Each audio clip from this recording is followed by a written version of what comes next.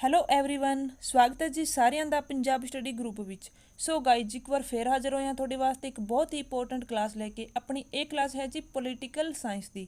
ਦੋਸਤੋ, ਜੇ ਗੱਲ ਕਰੀਏ ਪੋਲੀਟੀਕਲ ਸਾਇੰਸ ਦੀ ਤਾਂ ਇਹ ਸਾਰੇ ਪੇਪਰਾਂ ਲਈ ਬਹੁਤ ਹੀ ਇੰਪੋਰਟੈਂਟ ਸਬਜੈਕਟ ਹੈ। ਸਪੈਸ਼ਲੀ ਪੰਜਾਬ ਪਟਵਾਰੀ ਦੇ ਪੇਪਰ ਦੀ ਗੱਲ ਕਰੀਏ ਤਾਂ ਪਿਛਲੀ ਵਾਰ ਵੀ 4 ਤੋਂ 5 ਕੁਐਸਚਨ ਆਏ ਸੀ। ਇੱਕ ਰਾਸ਼ਟਰੀ ਝੰਡੇ ਤੇ ਕੁਐਸਚਨ ਪੁੱਛਿਆ ਗਿਆ ਸੀਗਾ, ਇੱਕ ਰਾਸ਼ਟਰੀ ਚਿੰਨ੍ਹ ਤੇ ਇੱਕ ਰਾਸ਼ਟਰੀ ਗੀਤ ਦੇ ਹਿੰਦੀ ਅਨੁਵਾਦ ਬਾਰੇ ਪੁੱਛਿਆ ਗਿਆ ਸੀਗਾ, ਤੇ ਇੱਕ ਰਾਸ਼ਟਰਪਤੀ ਦੀ ਚੋਣ ਬਾਰੇ ਵੀ ਪੁੱਛਿਆ ਗਿਆ ਸੀਗਾ। ਇੱਕ ਕਰੰਟ ਦਾ ਕੁਐਸਚਨ ਆਇਆ ਸੀ ਜੋ ਹਰਿਆਣਾ ਅਸੈਂਬਲੀ ਬਾਰੇ ਪੁੱਛਿਆ ਗਿਆ ਸੀਗਾ। ਸੋ ਗਾਈਜ਼, ਜਿੰਨਾ ਵੀ ਆਪਣੇ ਪੇਪਰਾਂ ਲਈ ਇੰਪੋਰਟੈਂਟ ਸਿਲੇਬਸ ਬਣਦਾ ਹੈ ਉਹ ਆਪਾਂ ਟੌਪਿਕ ਵਾਈਜ਼ ਕਵਰ ਕਰਾਂਗੇ। ਤੇ ਆਪਣਾ ਅੱਜ ਦਾ ਟੌਪਿਕ ਹੈ ਜੀ ਕੌਂਸਟੀਟਿਊਸ਼ਨਲ ਅਸੈਂਬਲੀ, ਯਾਨੀ ਕਿ ਸੰਵਿਧਾਨ ਸਭਾ। ਪਹਿਲਾਂ ਆਪਾਂ ਇਸ ਦੀ ਥਿਓਰੀ ਕਰਾਂਗੇ ਤੇ ਫਿਰ ਇੱਕ ਨਿੱਕਾ ਜਿਹਾ ਟੈਸਟ ਹੋਏਗਾ। ਤਾਂ ਸ਼ੁਰੂ ਕਰਦੇ ਹਾਂ ਫਿਰ ਅੱਜ ਦੀ ਕਲਾਸ। ਦੋਸਤੋ, ਅੱਜ ਵਰਲਡ ਦਾ ਸਭ ਤੋਂ ਵੱਡਾ ਲੋਕਤੰਤਰ ਆਪਣਾ ਭਾਰਤ, ਇੰਨਾ ਵੱਡਾ ਦੇਸ਼, ਇੰਨੀ ਵੱਡੀ ਪਾਪੂਲੇਸ਼ਨ, ਇੰਨੇ ਵੱਡੇ ਸਿਸਟਮ ਨੂੰ ਰਨ ਕਰਨ ਵਾਸਤੇ ਜੇ ਵੇਖਿਆ ਜਾਵੇ ਤਾਂ ਇੱਕ ਬਹੁਤ ਵੱਡੀ ਜ਼ਿੰਮੇਵਾਰੀ ਬਣਦੀ ਹੈ ਆਪਣੇ ਦੇਸ਼ ਦੀ ਸਰਕਾਰ 'ਤੇ। ਇਹ ਸਿਸਟਮ ਇਸੇ ਕਰਕੇ ਰਨ ਹੋ ਪਾਉਂਦਾ ਹੈ ਕਿਉਂਕਿ ਉਹਨਾਂ ਸਾਹਮਣੇ ਇੱਕ ਲਿਖਿਤ ਰੂਪ ਵਿੱਚ ਆਪਣੀ ਸੰਵਿਧਾਨ ਸਭਾ ਦਾ ਦਿੱਤਾ ਹੋਇਆ ਬਹੁਤ ਹੀ ਵੱਡਾ ਗਿਫਟ ਹੈ, ਜਿਸ ਨੂੰ ਆਪਾਂ ਭਾਰਤ ਦਾ ਸੰਵਿਧਾਨ ਕਹਿੰਦੇ ਹਾਂ। ਤਾਂ ਫਿਰ ਜਾਣਦੇ ਹਾਂ ਆਪਣੀ ਸੰਵਿਧਾਨ ਸਭਾ ਬਾਰੇ। ਦੋਸਤੋ, ਜੇ ਗੱਲ ਕਰੀਏ ਸੰਵਿਧਾਨ ਸਭਾ ਦੇ ਗਠਨ ਦੀ ਤਾਂ ਸੰਵਿਧਾਨ ਸਭਾ ਦਾ ਗਠਨ ਕੈਬਨਿਟ ਮਿਸ਼ਨ ਯੋਜਨਾ ਦੇ ਪ੍ਰਾਵਧਾਨਾਂ ਦੇ ਅਨੁਸਾਰ ਕੀਤਾ ਗਿਆ, ਜਿਸ ਵਿੱਚ ਕੁੱਲ 389 ਮੈਂਬਰ ਸੀਗੇ। ਦੋਸਤੋ, ਜਦੋਂ ਆਪਣੀ ਸੰਵਿਧਾਨ ਸਭਾ ਬਣਾਈ ਗਈ ਉਸ ਟਾਈਮ ਭਾਰਤ ਦੀ ਪੋਪੂਲੇਸ਼ਨ ਲਗਭਗ 40 ਕਰੋੜ ਸੀ। ਉਸ ਟਾਈਮ ਇਹ ਡਿਸਾਈਡ ਕੀਤਾ ਗਿਆ ਕਿ ਲਗਭਗ 10 ਲੱਖ ਪੋਪੂਲੇਸ਼ਨ 'ਤੇ ਇੱਕ ਸੀਟ ਹੋਵੇਗੀ। ਜੇ ਇਸ ਹਿਸਾਬ ਨਾਲ ਵੇਖੀਏ ਤਾਂ ਸੀਟਾਂ ਦਾ ਨੰਬਰ 400 ਦੇ ਕਰੀਬ ਬਣਦਾ ਸੀ। 389 ਉਹ ਐਗਜ਼ੈਕਟ ਨੰਬਰ ਹੈ ਜਿਸ ਲਈ ਸੰਵਿਧਾਨ ਸਭਾ ਨੂੰ ਜਾਣਿਆ ਜਾਂਦਾ ਹੈ, ਯਾਨੀ ਕਿ ਸੰਵਿਧਾਨ ਸਭਾ ਵਿੱਚ ਕੁੱਲ 389 ਮੈਂਬਰ ਸੀਗੇ।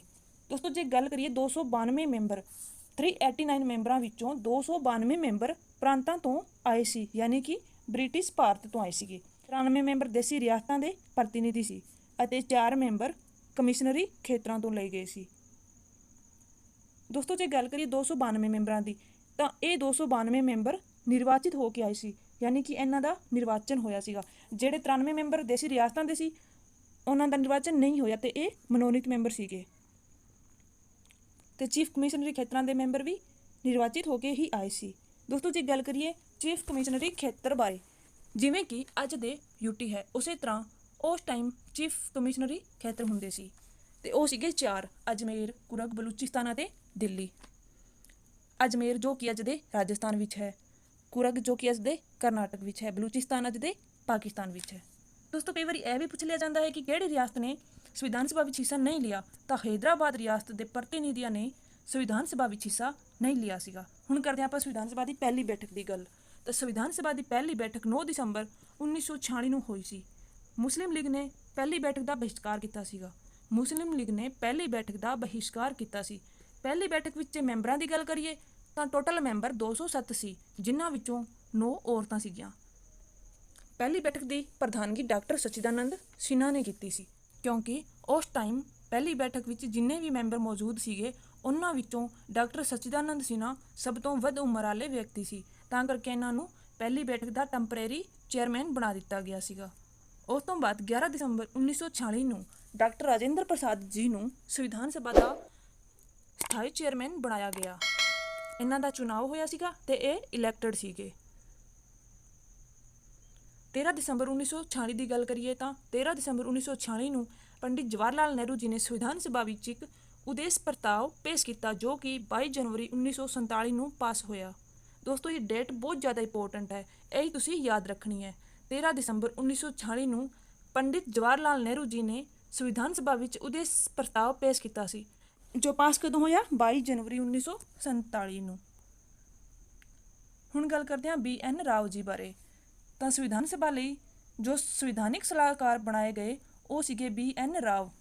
ਤੇ ਇਹਨਾਂ ਨੂੰ ਸੰਵਿਧਾਨਿਕ ਸਲਾਹਕਾਰ ਕਿਉਂ ਬਣਾਇਆ ਗਿਆ? ਕਿਉਂਕਿ ਇਹਨਾਂ ਨੇ ਡਰਾਫਟ ਕਮੇਟੀ ਦਾ ਪ੍ਰਾਰੂਪ ਤਿਆਰ ਕੀਤਾ ਸੀਗਾ। BN ਰਾਓ ਜੀ ਨੇ ਡਰਾਫਟ ਕਮੇਟੀ ਦਾ ਪ੍ਰਾਰੂਪ ਤਿਆਰ ਕੀਤਾ ਸੀ, ਤਾਂ ਕਰਕੇ ਇਹਨਾਂ ਨੂੰ ਸੰਵਿਧਾਨ ਸਭਾ ਦਾ ਸੰਵਿਧਾਨਿਕ ਸਲਾਹਕਾਰ ਨਿਯੁਕਤ ਕੀਤਾ ਗਿਆ। 26 ਨਵੰਬਰ 1949 ਇਸ ਦਿਨ ਸੰਵਿਧਾਨ ਲਿਖ ਕਰ ਫਾਈਨਲੀ ਤਿਆਰ ਹੋ ਗਿਆ। 2 ਸਾਲ 11 ਮਹੀਨੇ ਤੇ 18 ਦਿਨਾਂ ਦੀ ਕੜੀ ਮਸ਼ੱਕਤ ਤੋਂ ਬਾਅਦ ਇਹਨਾਂ ਮੈਂਬਰਾਂ ਨੇ ਸੋਚ ਸਮਝ ਕਰ ਬਹੁਤ ਹੀ ਪਲਾਨਿੰਗ ਦੇ ਨਾਲ ਕੰਮ ਕਰਦੇ ਹੋਏ 26 ਨਵੰਬਰ 1949 ਨੂੰ ਸੰਵਿਧਾਨ ਤਿਆਰ ਕਰ ਦਿੱਤਾ ਤੇ 284 ਮੈਂਬਰਾਂ ਨੇ ਸੰਵਿਧਾਨ ਤੇ ਦਸਤਖਤ ਕੀਤੇ। ਇਸ ਤਰ੍ਹਾਂ ਸੰਵਿਧਾਨ ਸਭਾ ਦੁਆਰਾ 2 ਸਾਲ 11 ਮਹੀਨੇ ਤੇ 18 ਦਿਨਾਂ ਵਿੱਚ ਭਾਰਤ ਦਾ ਸੰਵਿਧਾਨ ਬਣਾਇਆ ਗਿਆ। ਦੋਸਤੋ ਕਈ ਵਾਰ ਇੱਕ ਕੁਐਸਚਨ ਵੀ ਬਣ ਜਾਂਦਾ ਹੈ ਕਿ ਸੰਵਿਧਾਨ ਸਭਾ ਦੁਆਰਾ ਸੰਵਿਧਾਨ ਨੂੰ ਕਿੰਨੇ ਟਾਈਮ ਵਿੱਚ ਬਣਾਇਆ ਗਿਆ ਸੀ।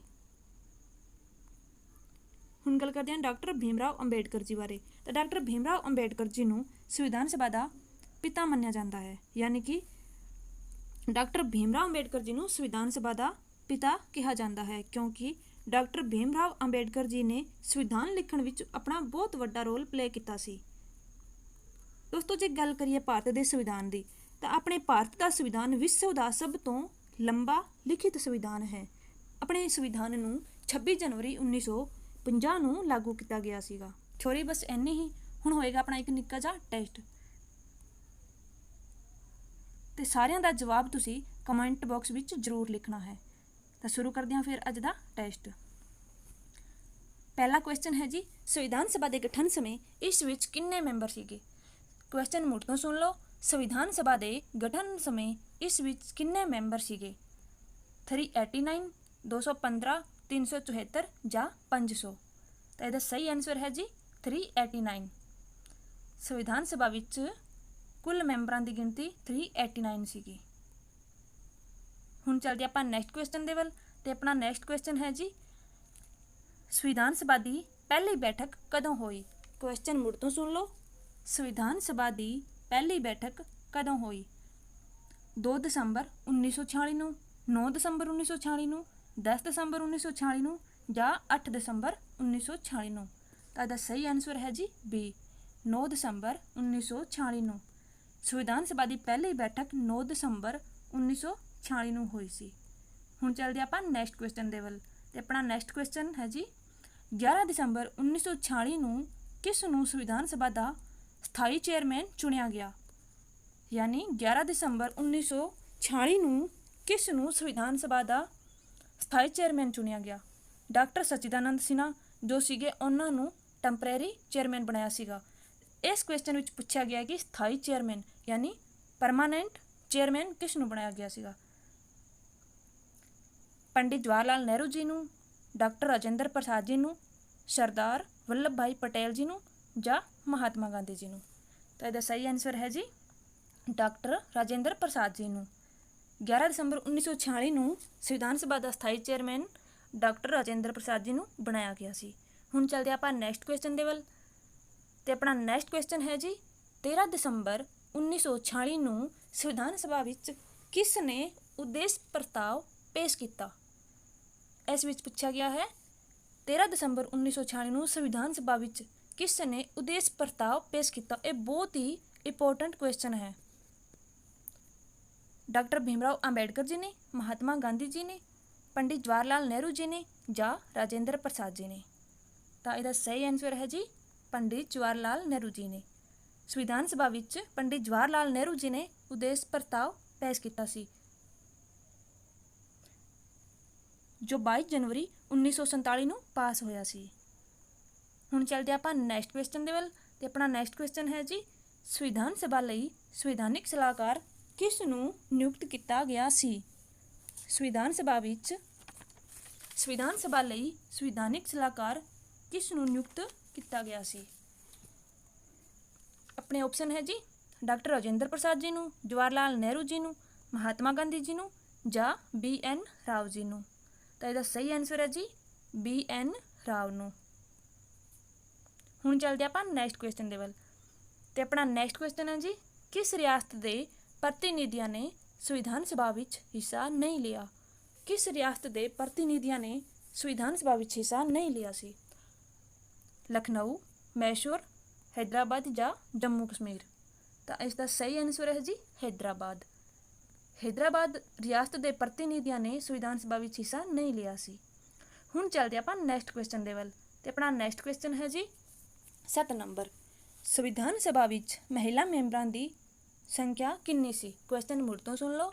ਸੰਵਿਧਾਨ ਸਭਾ ਵਿੱਚ ਮਹਿਲਾ ਮੈਂਬਰਾਂ ਦੀ ਸੰਖਿਆ ਕਿੰਨੀ ਸੀ। 7, 10, 15 ਜਾਂ 18। ਤਾਂ ਇਹਦਾ ਸਹੀ ਆਨਸਰ ਹੈ ਜੀ 15। ਜੇ ਪਹਿਲੀ ਬੈਠਕ ਵਿੱਚ ਪੁੱਛਿਆ ਜਾਵੇ ਤਾਂ ਪਹਿਲੀ ਬੈਠਕ ਵਿੱਚ 9 ਸੀ। ਤੇ ਸੰਵਿਧਾਨ ਸਭਾ ਵਿੱਚ ਪੁੱਛਿਆ ਜਾਵੇ ਤਾਂ ਸੰਵਿਧਾਨ ਸਭਾ ਵਿੱਚ 15 ਸੀ। ਹੁਣ ਚੱਲਦੇ ਆਪਾਂ ਨੈਕਸਟ ਕੁਐਸਚਨ ਦੇ ਵੱਲ। ਤੇ ਆਪਣਾ ਨੈਕਸਟ ਕੁਐਸਚਨ ਹੈ ਜੀ 8 ਨੰਬਰ। ਭਾਰਤ ਦੇ ਸੰਵਿਧਾਨ ਨਿਰਮਾਣ ਵਿੱਚ ਕਿੰਨਾ ਸਮਾਂ ਲੱਗਾ? ਭਾਰਤ ਦੇ ਸੰਵਿਧਾਨ ਨਿਰਮਾਣ ਵਿੱਚ ਕਿੰਨਾ ਸਮਾਂ ਲੱਗਾ? 2 ਸਾਲ, 2 ਸਾਲ 10 ਮਹੀਨੇ 10 ਦਿਨ, 3 ਸਾਲ 11 ਮਹੀਨੇ ਜਾਂ 2 ਸਾਲ 11 ਮਹੀਨੇ 18 ਦਿਨ।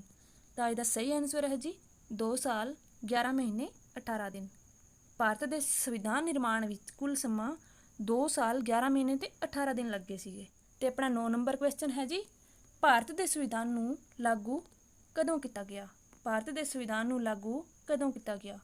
20 ਜਨਵਰੀ 1995 ਨੂੰ, 27 ਜਨਵਰੀ 1987 ਨੂੰ, 26 ਜਨਵਰੀ 1950 ਨੂੰ, 26 ਫਰਵਰੀ 1950 ਨੂੰ। ਤਾਂ ਇਹਦਾ ਸਹੀ ਆਨਸਰ ਹੈ ਜੀ ਸੀ 26 ਜਨਵਰੀ 1950 ਨੂੰ। ਹੁਣ ਚੱਲਦੇ ਆਪਾਂ ਨੈਕਸਟ ਕੁਐਸਚਨ ਦੇ ਵੱਲ। ਭਾਰਤ ਦੇ ਸੰਵਿਧਾਨ ਦਾ ਪਿਤਾ ਕਿਸ ਨੂੰ ਕਿਹਾ ਜਾਂਦਾ ਹੈ? ਭਾਰਤ ਦੇ ਸੰਵਿਧਾਨ ਦਾ ਪਿਤਾ ਕਿਸ ਨੂੰ ਕਿਹਾ ਜਾਂਦਾ ਹੈ? ਡਾਕਟਰ ਰਾਜਿੰਦਰ ਪ੍ਰਸਾਦ ਜੀ ਨੂੰ, ਸਚਿਦਾਨੰਦ ਸਿਨਹਾ ਜੀ ਨੂੰ, ਡਾਕਟਰ ਭੀਮ ਰਾਓ ਅੰਬੇਡਕਰ ਜੀ ਨੂੰ ਜਾਂ ਇਹਨਾਂ ਵਿੱਚੋਂ ਕੋਈ ਨਹੀਂ। ਤਾਂ ਇਹਦਾ ਸਹੀ ਆਨਸਰ ਹੈ ਜੀ ਡਾਕਟਰ ਭੀਮ ਰਾਓ ਅੰਬੇਡਕਰ ਜੀ ਨੂੰ। ਠੀਕ ਹੈ ਗਾਈਜ਼, ਅੱਜ ਦੇ ਵਾਸਤੇ ਬਸ ਇੰਨਾ।